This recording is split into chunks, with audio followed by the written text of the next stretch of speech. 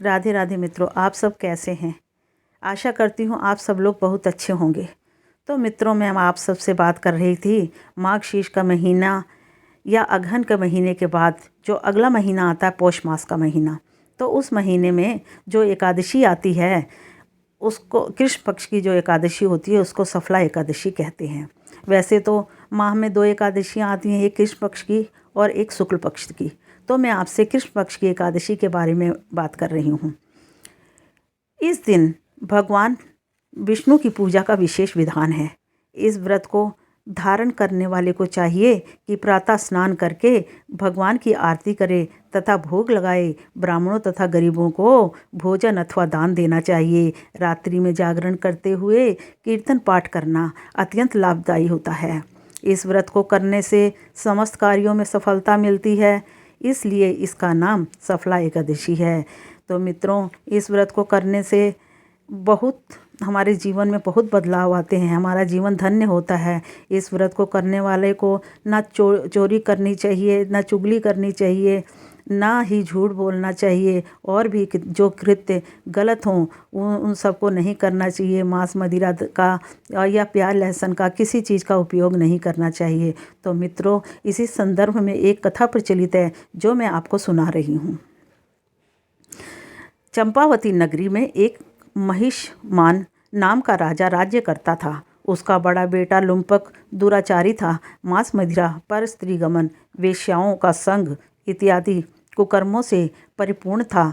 पिता ने उसे अपने राज्य से निकाल दिया। वन में पीपल का वृक्ष था जो भगवान को भी प्रिय था। सब देवताओं को की क्रीड़ा स्थली भी वहीं थी। ऐसे पतित पावन वृक्ष के सहारे लुम्पक भी रहने लगा, परंतु फिर भी उसकी चाल टेढ़ी की टेढ़ी ही रही। पिता के राज्य में चोरी करने चला जाता था तो पुलिस पकड़कर छोड़ देती थी। एक दिन पौष माह के कृष्ण पक्ष की दशमी की रात्रि को उसने लूट मार एवं अत्याचार किया, तो पुलिस ने उसको पकड़कर उसके वस्त्र उतार कर वन में भेज दिया।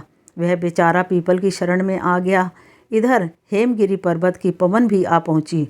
लुम्पक पापी के सब अंगों में गठिया रोग उत्पन्न हो गया। हाथ और पांव अकड़ गए। अतः सूर्योदय होने के बाद कुछ दर्द कम हुआ। पेट का गम लगा। जीवों के मारने में आज असमर्थ था। वृक्ष पर चढ़ने की शक्ति भी नहीं थी। नीचे गिरे हुए फल बीन लाया और पीपल की जड़ में रखकर कहने लगा, हे प्रभु, वन फलों का आप भी भोग लगाइए। मैं अब भूख हड़ताल करके शरीर को छोड़ दूंगा। मेरे इस कष्ट भरे जीवन से तो मौत भली है। ऐसा कहकर प्रभु के ध्यान में मगन हो गया।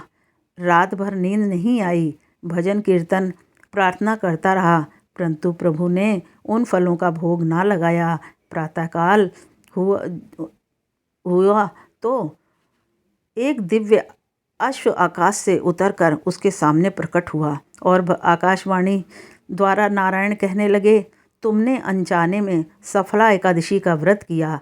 उसके प्रभाव से तेरे समस्त पाप नष्ट हो गए हैं। अग्नि को जानने या अनजाने हाथ लगाने से हाथ जल जाते हैं, वैसे ही एकादशी भूल कर रखने से भी अपना प्रसाद दिखाती है और उसका प्रभाव भी बहुत अच्छा होता है। अब तुम इस घोड़े पर सवार होकर पिता के पास जाओ, राजा मिल जाएंगे। और सफला एकादशी सर्व कार्य सफल करने वाली होती है। प्रभु आज्ञा से लुम्पक पिता के पास आया।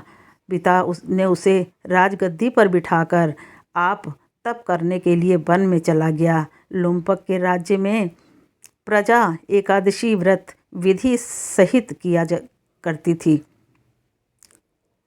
सफला एकादशी की कथा सुनने से अश्वमेध यज्ञ का फल मिलता है। बोलो विष्णु भगवान की जय, एकादशी माता की जय।